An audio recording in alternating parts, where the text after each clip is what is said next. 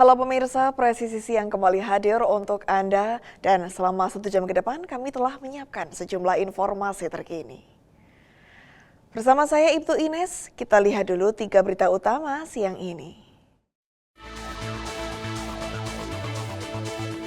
Polres Morowali ungkap kasus pembakaran salah satu kantor swasta di Kecamatan Bungku, Pesisir.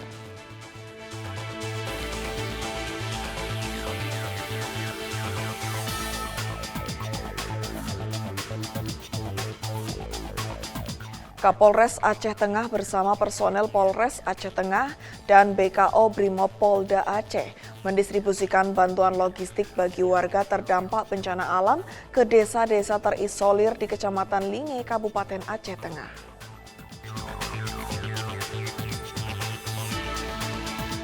Ditreskrim Polda Banten mengungkap kasus tindak pidana pembunuhan terhadap anak di bawah umur yang terjadi di wilayah Kota Cilegon.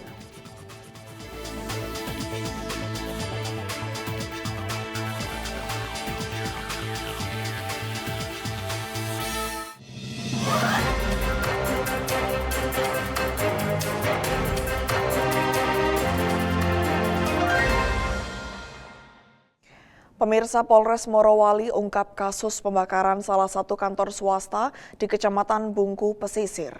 Polisi mengamankan 3 terduga pelaku yang kini ditahan di Mapolres Morowali.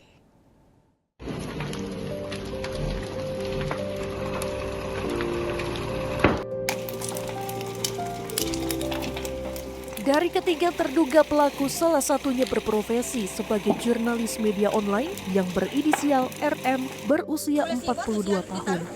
Kapolres Morowali AKBP Zulkarnain mengatakan bahwa penangkapan pelaku yang berprofesi sebagai jurnalis murni melakukan dugaan tindak pidana pembakaran.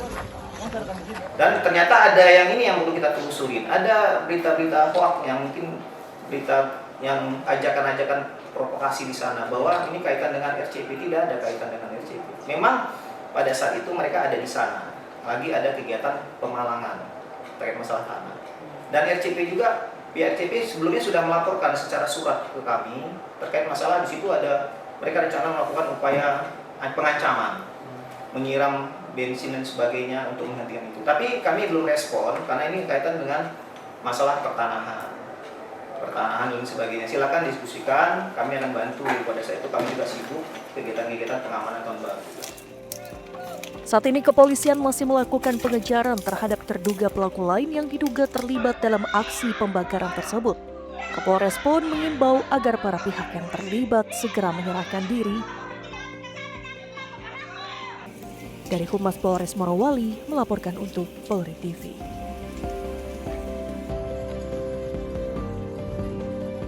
Ditreskrim Polda Banten mengungkap kasus tindak pidana pembunuhan terhadap anak di bawah umur yang terjadi di wilayah Kota Cilegon.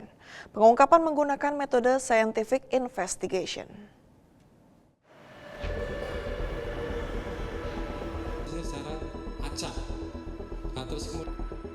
Ditreskrim Polda Banten, Kombes Pol Dian Setiawan mengatakan, pelaku berinisial HA berusia 31 tahun melakukan aksinya dengan modus berpura-pura mengecek kondisi rumah. Saat pelaku masuk ke rumah pelaku sempat mencoba membuka brankas namun gagal. Lalu pelaku bergerak ke lantai 2 rumah namun ketahuan korban. Pelaku panik dan membekap korban serta menusuk korban. Dari hasil otopsi ditemukan 19 luka tusukan dan 3 luka akibat benda tumpul. Pelaku kenapa tidak melakukan pencurian? Memang di TKP pertama yang disasar pelaku adalah brankas. Sebelum melakukan pembunuhan adalah masuk rumah melihat brankas dengan satu pintu terbuka. Itu sempat dikotak-katik dikunci, kombinasinya dari brankas sempat digeser karena brankas terlalu besar. Pasca melakukan pembunuhan seperti menanyakan pemilik brankas dan mereka pelaku ini kembali lagi ke lantai 1 tempat brankas lagi tadi. Ini dibuktikan adanya bercak darah pada kunci kombinasi dan bagian atas brankas tersebut. Jadi untuk motif yang dilakukan oleh pelaku ini adalah motif ekonomi karena pelaku ini terlilit hutang yang awalnya yang bersangkutan main saham kripto dengan modal bersama dengan tabungan istri senilai 400 juta rupiah. Kemudian setelah berhasil sama dengan 4 miliar ini rugi atau kalah sehingga pelaku ini meminjam duit dari Bank Mandiri 700 juta, dari Koperasi 70 juta, dan pinjaman online 50 juta. Yang mana total dari 820 juta ini digunakan kembali untuk main kripto dan kalah kembali. Sedangkan yang bersangkutan itu memiliki riwayat cancer stadium 3 nasofasring. Diri dapat dibuktikan dari handphone pelaku yang tiap minggu harus melakukan serangan pengobatan di rumah sakit S di daerah Semanggi, Jakarta, sehingga karena kebutuhan ekonomi memaksa pelaku untuk melakukan ini.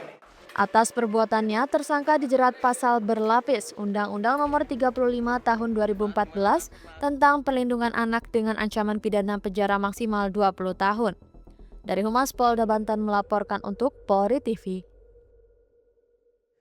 Polres Pekalongan Polda Jawa Tengah menunjukkan keseriusannya dalam menjaga keamanan dan ketertiban masyarakat menjelang perayaan Tahun Baru 2026.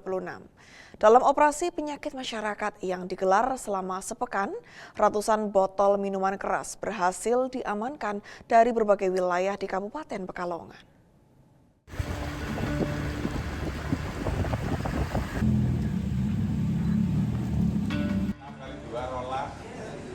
Polres Pekalongan Polda Jawa Tengah menunjukkan keseriusannya dalam menjaga keamanan dan ketertiban masyarakat menjelang perayaan Tahun Baru 2026 dalam operasi penyakit masyarakat yang digelar selama sepekan. Ratusan botol minuman keras berhasil diamankan dari berbagai wilayah di Kabupaten Pekalongan. Puncaknya pada Selasa 30 Desember 2025, personil gabungan Polres Pekalongan menggelar kegiatan rutin yang ditingkatkan atau KRYD dengan sasaran utama peredaran miras ilegal. Hasilnya sebanyak 225 botol minuman keras dari berbagai merek berhasil disita oleh petugas. Kasat Reskrim Polres Pekalongan AKP R. Danang Sri Wiratno menyebut bahwa operasi ini dilakukan sebagai langkah preventif untuk mencegah gangguan Kamtipmas malam pergantian tahun.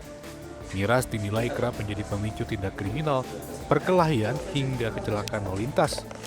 Polisi memastikan operasi serupa akan terus dilakukan dan mengimbau masyarakat untuk melaporkan peredaran miras ilegal melalui layanan 110. Dari tim Humas Polres Pekalongan Polda Jawa Tengah melaporkan untuk Polri TV. Pemirsa, banjir melanda Korong Suranti, Nagari Sikabu, Kecamatan Lubuk Alung, Kabupaten Padang Pariaman. Berdasarkan informasi awal, sekitar 250 warga dilaporkan terjebak akibat luapan air yang merendam permukiman. Tim rescue Korpol Airut Baharkam Polri langsung diterjunkan ke lokasi untuk melakukan evakuasi dan penanganan darurat. Kepala Tim Rescue Korpol Airut Baharkam Polri AKBP Ferry Setiawan memastikan proses evakuasi terus dilakukan demi keselamatan seluruh warga terdampak.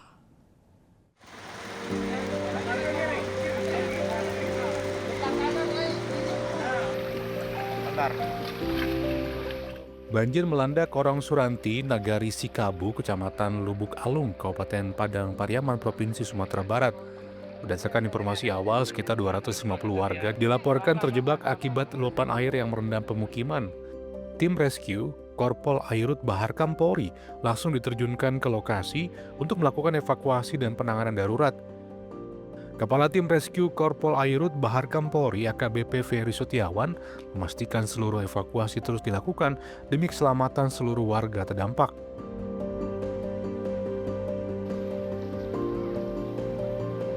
Banjir yang melanda kawasan Korong Suranti, Nagari Sikabu, Kecamatan Lubuk Alung, Kabupaten Padang Pariaman, Senin malam, hujan dengan intensitas tinggi sejak sore hari menyebabkan sungai meluap dan merendam pemukiman warga.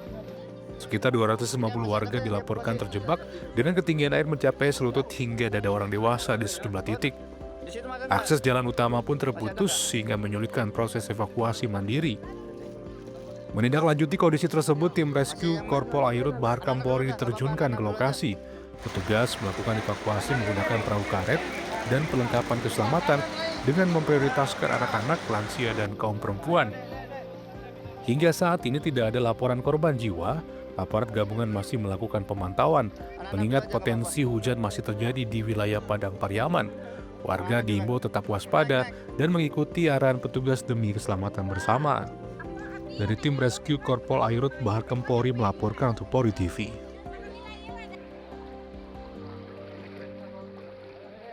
Pemirsa Presisi Siang akan segera kembali, tetaplah bersama kami.